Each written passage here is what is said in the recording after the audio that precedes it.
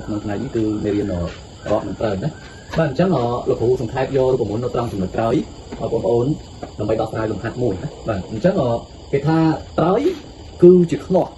ដែលវិលជុំវិញមួយលោកបងប្អូនបានសិក្សារួចហើយពីយើងនៃបោះត្រើយហើយត្រើយហ្នឹងវាមានមុំម៉ងចលផលរបស់វាយើងតាំងដោយ ME គឺស្មើជាមួយនឹងកម្លាំងចលផលគុណជាមួយនឹងអធំអធំហ្នឹងគឺជាកម្មដែលគូដោយដៃរវៃយើងដូចយើងរវៃត្រើយហ្នឹងដូចលោកគ្រូបង្ហាញឲ្យបងប្អូនមើលដែរនៅក្នុងមេរៀនហ្នឹងហើយលំហាត់ហ្នឹងក៏មានរូបដែរណាបាទអញ្ចឹងកន្លងនៃការរវៃរបស់យើងដូចយើងរវៃគោយន្តអញ្ចឹងពេលដែលយើងចាប់រវៃមករវៃវាទៅកន្លងដែលយើងវត្តចុះវត្តឡើងហ្នឹងគឺកន្លងរបស់វាគឺជារបងតែមានកម្មរបស់វាគេតាំងដោយអធំដែលឈ្មោះកម្មហ្នឹងគេអត់ឈ្មោះថាកម្មគូដោយដៃរវៃបាទចំណែកឯមុំម៉ងតូចគឺគេតាំងដោយ ME សំតូ MR ស្មើនឹង FR គុណជាមួយនឹង R តូចហ្នឹងគឺជាកម្មរបស់ស៊ីឡាំងកម្មរបស់ស៊ីឡាំងអញ្ចឹង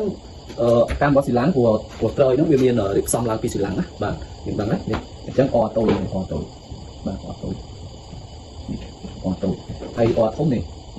បាទហ្នឹងគេហៅថាកម្មគូដោយដៃរវៃ R ធំបាទហើយអានេះខ្សែណាក្រហមក្រនេះខ្សែញ៉ាំធំបាទញ៉ាំធំញ៉ាំវត្ថុធំហ្នឹងបាទអញ្ចឹងគេនឹងទាញបានរូបមន្តកម្លាំងត្រើយគឺ FO ស្មើនឹង R សំទោស FR គុណជាមួយនឹង R តូចចែកជាមួយនឹង R ធំហើយផលមេនៃរបស់វាគឺ MA ស្មើនឹង R ធំលើ R សំទោស FR លើ FR ឬក៏ MA ស្មើនឹង R ធំលើ R តូចអូខេអញ្ចឹងយើងមកសិក្សាលំហាត់នៅត្រង់ត្រើយនឹងទាំងអស់គ្នាអញ្ចឹងគេថាអង្គផ្សេងរបស់ស៊ីឡាំងនៃត្រើយមួយមានប្រវែង30សង់ទីម៉ែត្រនិងមានកម្មគូសដោយដៃរវៃប្រវែង60សង់ទីម៉ែត្រអញ្ចឹងលំហាត់ហ្នឹងគឺលោកគ្រូដាក់នៅពីខាងលើវីដេអូនេះអូខេតើគេត្រូវបញ្ចេញកម្លាំងប្រមាណដើម្បីលើកធុងទឹកមួយដែលមានម៉ាស់10គីឡូក្រាមពីក្នុងដណ្ដូងទឹកគេយកសេស្មើនឹង10ម៉ែត្រក្នុងវិនាទីក្រេអញ្ចឹងលំហាត់នេះមានរូបមានបរិបទម្នាក់កំពុងតែរវៃត្រើយហ្នឹងដើម្បីញ៉ាំធុងទឹកដែលធុងទឹកហ្នឹងមានម៉ាស់គឺ10គីឡូក្រាមអូខេអញ្ចឹងដើម្បីកុំឲ្យថាពេលយើងមកដោះស្រាយលំហាត់ទាំងអស់គ្នាណាអញ្ចឹងអានេះ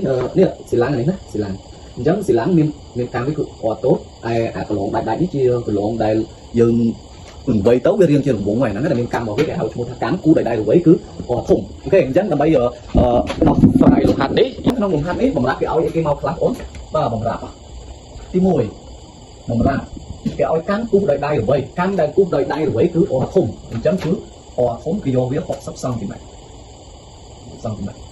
ណាដែលយើងបដូរទៅម៉ែត្រទៅគឺស្មើនឹង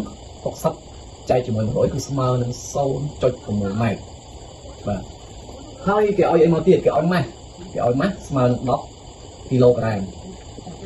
ហើយគេយកសេស្មើនឹង10ម៉ែត្រក្នុង1វិនាទីការ៉េអញ្ចឹងបើគេយកសេស្មើប៉ុណ្ណឹងយើងទាញរក FR ឡើងនឹងតិចមក